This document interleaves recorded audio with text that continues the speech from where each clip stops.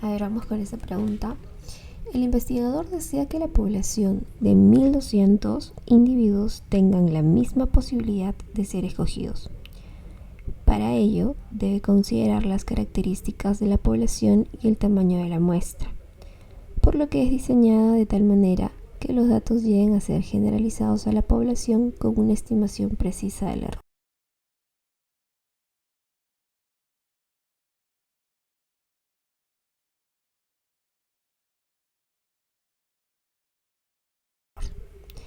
¿Qué tipo de muestreo realiza? Bueno, vamos a partir por qué nos piden realmente. ¿Cuál es la pregunta en específico?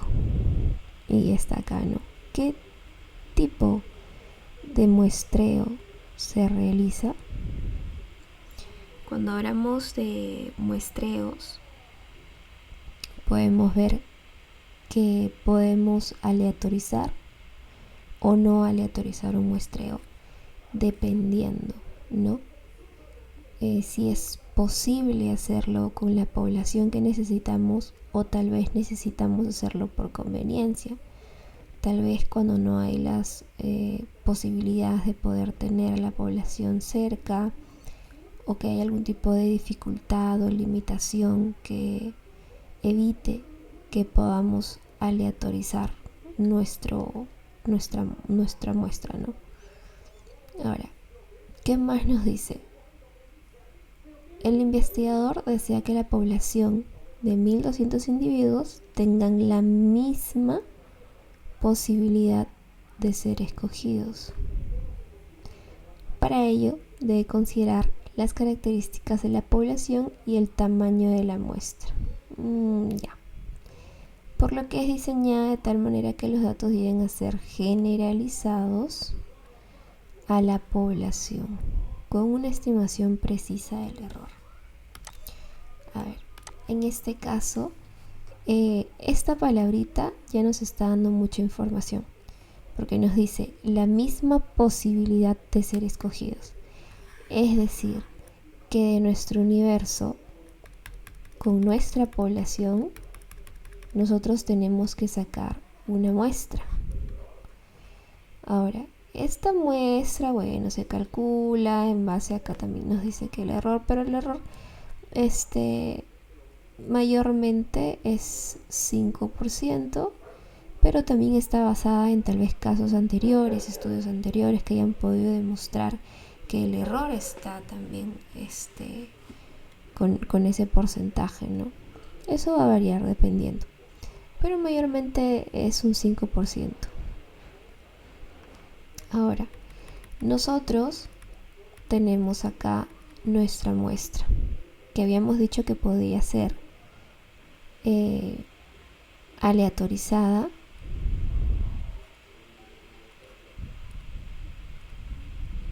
o no aleatorizada.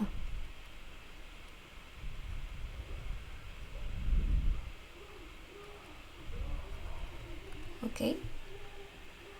Ahora, esta palabrita aleatorizada puede que la hayas escuchado más o no aleatorizada, porque te dice que aquí es como si hicieras un sorteo, ¿no? Pones a todos en una bolsa y por un sorteo vas a sacar. Tú no sabes a quién vas a sacar, pero el hecho de escogerlos por sorteo te dice que todos tienen la misma posibilidad de ser escogidos. Aquí en la no aleatorizada es como si tú escogieras a dedo, ¿no?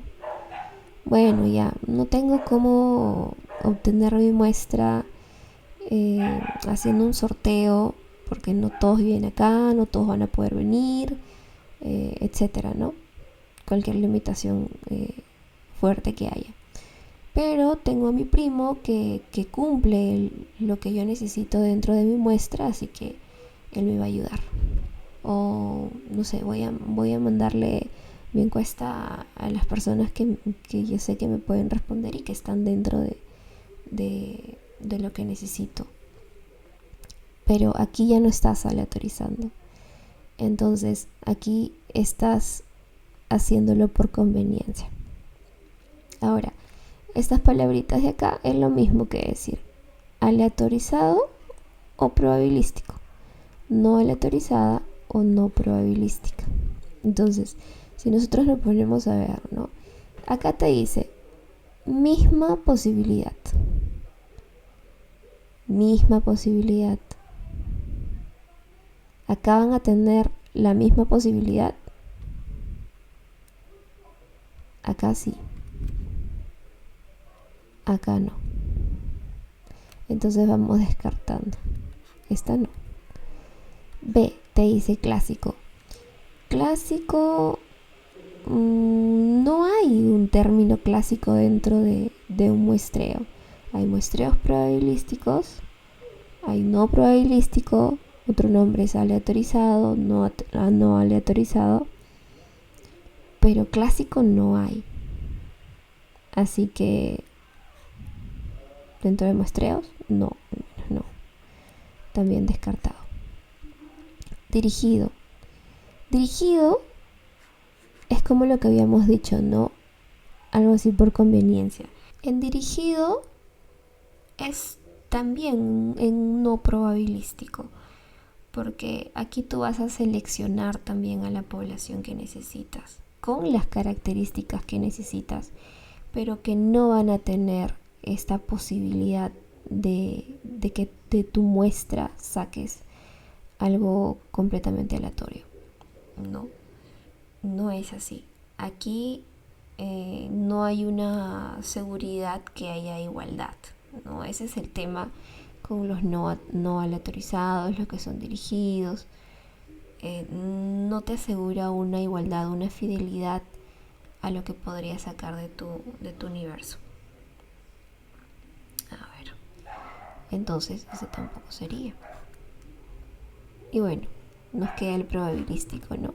Que este sí sería, porque ya habíamos dicho que tienen la misma posibilidad de ser escogidos, que se puede generalizar una población. Entonces, esta sería la respuesta a la D. Ok, seguimos. Siguiente pregunta. En la bioestadística, ¿qué tipo de datos pueden analizarse mediante regresión lineal simple? A ver. Regresión lineal simple. ¿Qué nos están pidiendo? Tipo de datos. Ya. Regresión lineal simple. Primero tenemos que adentrarnos a esto, ¿no? ¿Qué es una regresión lineal simple?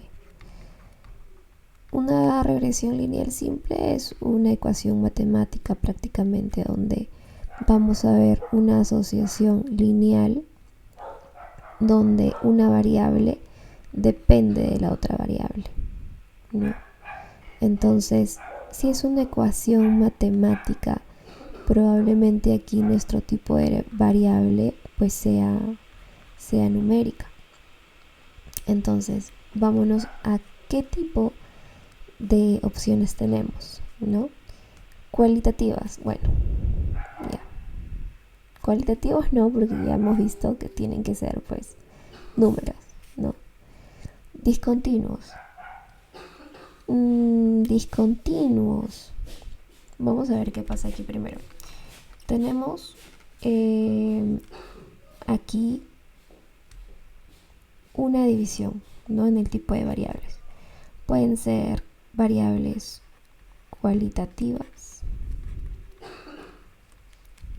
Aquí le estamos viendo por naturaleza, ¿no? O pueden ser variables también cuantitativas.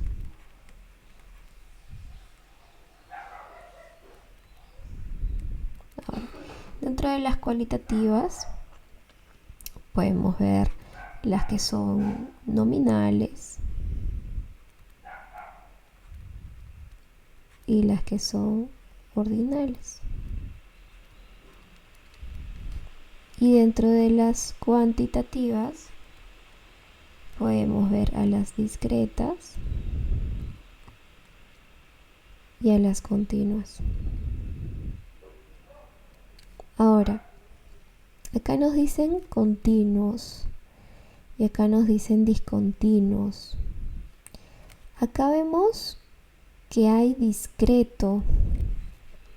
A ver, discreto está acá, pero ¿qué es una variable discreta? Una variable discreta es prácticamente cuando decimos que no te admite más que la unidad, no te admite los decimales, ¿no? Una variable discreta puede ser, por ejemplo, número de hijos, ¿no? Puedes tener un hijo, puedes tener dos hijos, pero no puedes tener medio hijo. 1.5 hijos. No, no. Entonces, aquí podemos ver si solamente nos va a tener estos números y no nos va a aceptar decimales, aquí ya tenemos una limitante. Y como esta es una ecuación, te puede aceptar este tipo de números como este tipo de números enteros, o pueden ser decimales también. Entonces, aquí como que no, ¿verdad? Entonces, podemos nosotros ver que pueden ser también otro tipo de variables. Las variables continuas. Aquí en las variables continuas sí podemos ver que nos van a aceptar decimales. Por ejemplo, ¿no? Podemos medir el peso, podemos medir la altura, podemos medir la temperatura. En el peso, no sé, podemos tener unos 15 kilos 400, ¿no? Podemos tener este tipo de datos. Entonces, sí te va a poder botar otros valores que podrían ser acá los que te puede botar una regresión lineal simple, que esto prácticamente mide tendencias. Podemos también ver algún tipo de asociación en función de una variable, ¿no? Ahora, nos quedamos aquí en discretos que no podíamos, en continuas sí podía entrar. Entonces, discontinuas no existe en sí discontinuas, no está como que visto desde un tema bioestadístico, así que no podría ser esa. Y en el tema de continuos y parados, que será el único que nos queda, podemos ver que sí podría estar dentro de las posibilidades, y pareados también, porque nos estaría hablando tal vez de un diseño en donde vamos a poder tener datos relacionados en pares, ¿no? Que es lo que estamos viendo acá en una regresión lineal simple, en esta tendencia. Así que la respuesta sería la D. Vamos con la siguiente pregunta. Dice, ¿usted desea conocer los factores involucrados en el priapismo neonatal? ¿Qué tipo de estudio usaría? A ver, ¿qué nos están pidiendo? Tipo de estudio. ¿Qué tipo de estudio podrías usar tú para ver factores involucrados? Factores involucrados. Ya, solamente me dice eso, factores involucrados. Vamos a ir viendo. El descriptivo. En el descriptivo nosotros podemos ver gráficos, podemos describir contextos, podemos describir factores, ¿no? Podemos buscar qué cosas podrían estar asociadas, qué se da en cierta enfermedad, ¿no? ¿Qué podría estar asociado? Y lo comenzamos a describir mediante gráficos, ¿no? Tantos niños de la Sierra del Perú, en Huancavelica, tienen anemia. Todos estos niños tienen anemia. Comenzamos a ver, a describir. De eso se trata la bioestadística descriptiva. Ya podemos comenzar a ver y a sintetizar datos. En la bioestadística analítica ya vemos un pequeño cambio. Porque aquí, por ejemplo, podemos comenzar a ver ya no la visión de un todo, sino que acá podemos contrastar hipótesis, ¿no? Acá analizamos algo en específico. Podemos comenzar a hacer este tipo de pruebas, de hipótesis e inferir a partir de los datos. Pero acá solamente vamos a presentar los datos, ¿sí? Los cohortes. Los cohortes nos van a dar una visión tanto en retrospectiva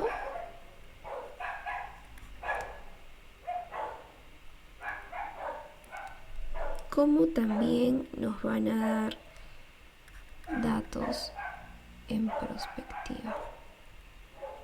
O sea, desde un punto hacia el futuro o desde un punto hacia el pasado. Podemos tomar una medida acá y vemos cómo se comporta en un tiempo determinado hacia el futuro. O tal vez queremos analizar algún hecho, alguna variable, pero cómo ha ido cambiando en el tiempo. Y acá podemos analizar tal vez historias clínicas, etcétera, ¿no? Entonces, acá tendríamos a los cohortes y los casos y controles. Si bien también podemos ver factores involucrados, también podemos ver riesgos, mejor dicho, riesgos, causas, exposiciones, pero aquí es como que un diseño un poco más, requiere un poco más de datos. Aquí en los casos y controles tenemos dos grupos, ¿no? En estos dos grupos, uno de ellos, los casos, son los que presentan la enfermedad y los controles son aquellos que no tienen la enfermedad.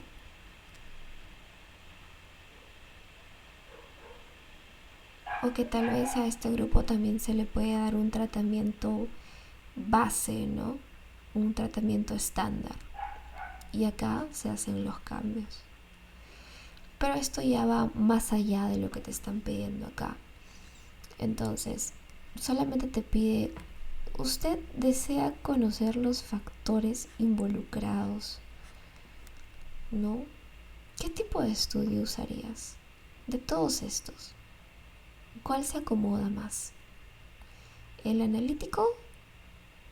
No, porque es algo más profundo. No estamos viendo un solo objetivo en sí, queremos buscar varios que podría estar ahí. Entonces, aquí podemos ver tal vez una variable está asociada con la otra, una variable causa la otra, ¿no? Entonces, pero aquí queremos ver qué está pasando. Entonces, para mí no es analítico. Los cohortes. Los cohortes no me serviría de mucho porque estaría viendo tal vez a futuro o hacia un pasado, ¿no? Pero estamos en miras a un serum, algo más tranqui que podríamos ver aquí, pues yo diría que es el descriptivo. Los casos y controles requieren más cosas. Como requieren más cosas, te darían otros datos. Más que nada eso, yo siento que podríamos aplicar, porque tal vez podríamos decirles una pregunta muy ambigua, ¿no? Pero tal vez nos darían muchos más datos que nos darían pistas para ver que podrían ser otro tipo de estudios, ¿no? Por ejemplo, acá tal vez te decía que se han puesto dos grupos, acá ya pues ya ves, ¿no? Pueden ser casos y controles. O para cohortes te podrían decir tal vez se midió o se vio tales factores en, en un año, se volvió a medir estas variables al siguiente año, terminando los 12 meses. Entonces te dan un tiempo específico, ¿no? En los analíticos, no, en los analíticos definitivamente no. Ya, y en los descriptivos es lo más sencillo. ¿Qué factores están ahí? ¿No? ¿Cuáles serían? Descríbemelos, prácticamente, nada más. Así que yo me iría por los descriptivos. Y esa es la respuesta. Las respuestas que están aquí eh, las he cotejado con las respuestas marcadas que se han publicado en la misma plataforma del estado del MINSA. Así que estoy prácticamente como que ahorita simplemente analizando por qué sí, por qué no, ¿no? Entonces, de paso como para repasar y ver como que un poquito más a fondo el tema, ver exactamente qué nos pide la pregunta, y es prácticamente a veces también un descarte, ¿no? Bien, ahora seguimos con otra pregunta más. Una investigación es un proceso sistemático, organizado y objetivo, destinado a responder una pregunta. El término sistemático va en referencia al... Bueno, ¿qué nos está pidiendo ahorita? Que identifiquemos este término sistemático, ¿no? ¿Qué es sistemático? En este caso nos están diciendo, una investigación es un proceso sistemático que está organizado, que tiene objetivo y que está destinado a responder una pregunta. ¿Qué significa todo eso? Ahora, un planteamiento del problema es una parte de un proceso, sí, pero no es un proceso en realidad, es parte de un proceso. Podemos ver planteamiento del problema al inicio, ¿no? Cuando está la observación, el planteamiento de objetivos, ahí podemos ver el planteamiento de hipótesis. Ahí como que podemos englobar al planteamiento del problema, pero no es como un sistema en sí. El método científico sí. Este sí es un proceso que está organizado, que tiene un objetivo y que te responde una pregunta. Lo planteamos en la hipótesis, ¿no? Entonces, el método científico sí es prácticamente sí, el sistema por excelencia, porque es reproducible también. Tenemos la observación, la hipótesis, la experimentación, el análisis de las conclusiones, y esto se puede repetir en infinitos estudios, tanto también para poder contradecir una hipótesis, ¿no? Para mandar una contrahipótesis.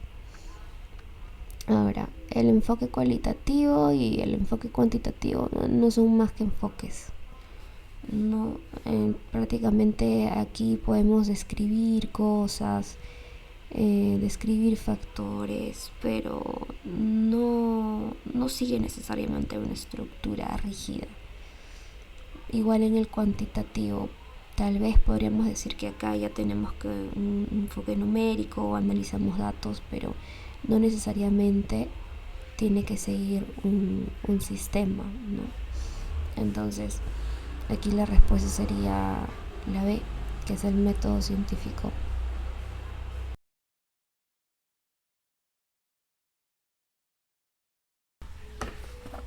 A ver, en una comunidad oportunidad se requiere validar la eficacia de un tratamiento alternativo para el manejo de dengue sin signos de alarma. ¿Cuál de los siguientes diseños de investigación aplicaría considerando el de mayor jerarquía? Primero nos están pidiendo qué diseño de investigación necesitaríamos. Como condición nos pide que sea el que tenga mayor jerarquía. Después, ¿qué cosa se quiere hacer? Validar la eficacia de un tratamiento alternativo. En este caso vamos a ir descartando uno por uno. En los estudios transversales, lo que vemos aquí es prácticamente como si fuese una foto de un tiempo determinado.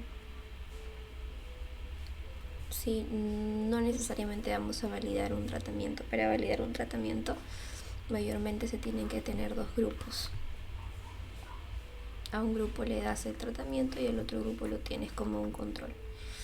Aquí ya tenemos como una pista, ¿no?